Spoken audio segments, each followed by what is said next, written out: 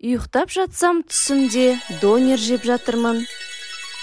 Орнымнан тұрып қарасам түсім екен. Қой құрсын құры жатпай донер жасайын деп шештім. Табаға ұн, сода салып араластырып аласыздар. 4 қасық май құйып, 1 стакан қайнаған суға тұз шекер салып араластырып ұнға құясыздар. Орташа жұмсақтықта қамыр илеп, пакетке салып жарты сағатқа қоясыздар. Табаға май құйып, ет, тұз салып қуырып аласыздар. Жай отта 20 минутқа қоясыздар. Қызанақтарға ыстық суды құйып, сыртын ашып аласыздар. Қуырылған еттің үстіне пияз, чеснок салып қайта қуырасыздар. Перец, помидор салып қуырасыздар.